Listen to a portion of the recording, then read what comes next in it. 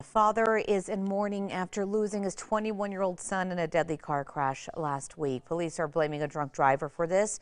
News 13's Madison Connor sharing his life and why his father says this never should have happened.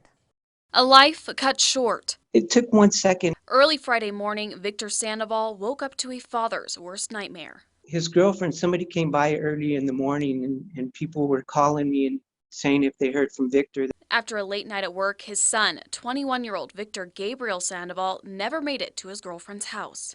He usually texts me. Instead, police say a drunk driver was speeding with no headlights on when he ran a red light at Osuna and Wyoming, hitting the driver's side of Sandoval's SUV. We tried to call the hospitals and stuff like that, and nobody had no answers for us, and I knew that something bad happened.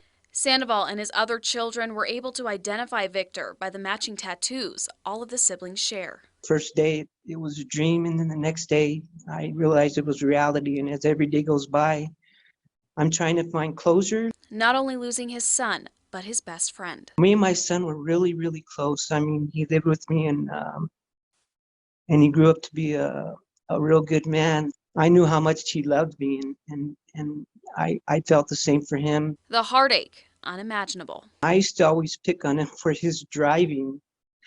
And, you know, it so happened that somebody else took his life because of their driving and their stupidity. Did my son deserve to die? No. Right now, he doesn't want to focus on the driver, but his son, who should still be here today. My son, you know, honestly didn't deserve that. I mean, he didn't drink, he didn't do drugs. He was a very grown-up man that did a lot of good things in his life. But he still wants justice for his son. And you never know what's going to happen to your own blood, but when it does, it kind of opens up the eyes on the system and the way it's working. It's just, it's terrible to this guy, what he's done. And hopes that the community can see how their actions on the road, And he took my son's life away in 1 second, can make a lasting impact.